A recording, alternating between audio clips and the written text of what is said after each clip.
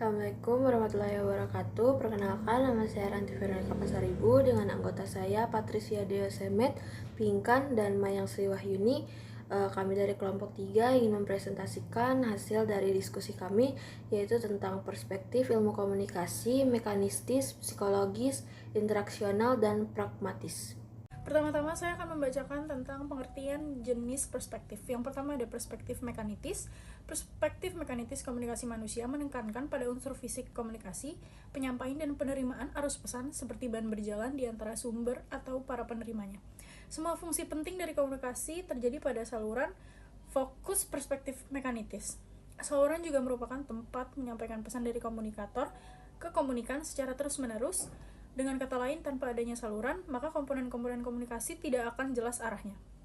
Karena jelas dalam perspektif mekanistis, menempatkan komunikasi berada pada saluran. Karena terlalu fokus kepada saluran, hal ini pula yang menyebabkan timbulnya hambatan dan kegagalan dalam komunikasi. Hambatan psikologislah yang sering terjadi seperti salah mengartikan pesan karena kurang mampunya individu dalam menyimbolkan atau memahami simbol tersebut.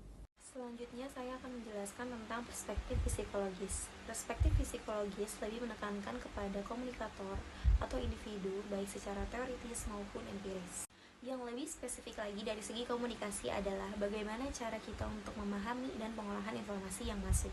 Dalam kerangka perspektif ini, terdapat pendekatan metodologis, konsep yang dipakai, serta operasional yang digunakan yang amat sangat beragam.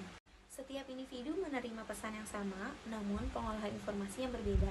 Hal inilah yang menimbulkan terjadinya perbedaan sikap, persepsi, keyakinan, dan keinginan yang berbeda-beda setiap individu. Perspektif interaksional menganggap bahwa komunikator interaksional merupakan penggabungan dari individualisme sosial atau dengan kata lain, seorang individu yang dapat mengembangkan potensi kemanusiawiannya melalui interaksi sosial. Perspektif pragmatis. Pada prinsipnya, perspektif pragmatis merupakan alternatif bagi perspektif mekanistis dan psikologis dengan memanfaatkan pada urutan perilaku yang sedang berlangsung dalam ruang lingkup filosofis dan metodologis, teori sistem umum, dan teori informasi. Komunikasi dalam perspektif pragmatis dimulai dengan perilaku orang-orang yang terlibat dalam komunikasi. Karena itu, satuan komunikasi yang paling dasar adalah perilaku yang dijalankan secara verbal atau nonverbal oleh seorang individu dalam peristiwa komunikatif.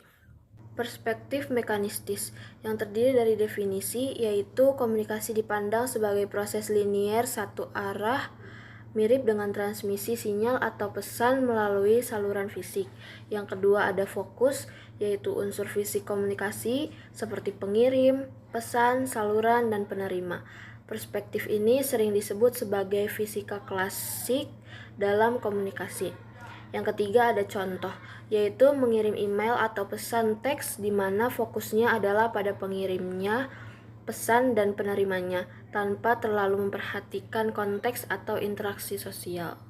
Yang selanjutnya, perspektif psikologis juga memiliki definisi, yaitu komunikasi dilihat sebagai proses individu untuk memahami informasi, memproses informasi termasuk persepsi, kognisi, dan emosi. Perspektif psikologis lebih fokus kepada bagaimana individu menerima, memahami, dan memproses pesan tersebut, serta bagaimana pesan tersebut dapat mempengaruhi pikiran, perasaan, dan perilaku mereka.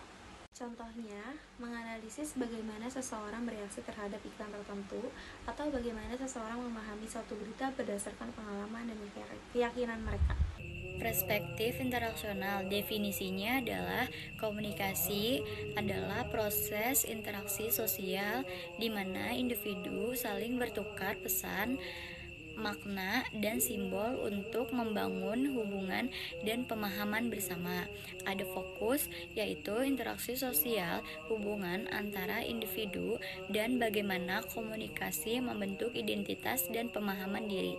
Contoh, diskusi kelompok, percakapan tatap muka atau interaksi di media sosial, dimanapun yang disampaikan saling mempengaruhi dan membentuk hubungan. Perspektif pragmatif terdiri dari definisi, yaitu komunikasi dilihat sebagai tindakan atau perilaku yang terjadi dalam konteks interaksi sosial dengan fokus pada bagaimana pesan digunakan untuk mencapai tujuan tertentu. Yang kedua ada fokus, yaitu efek dari komunikasi, bagaimana tindakan komunikatif mempengaruhi perilaku orang lain dan bagaimana bahasa digunakan dalam konteks tertentu.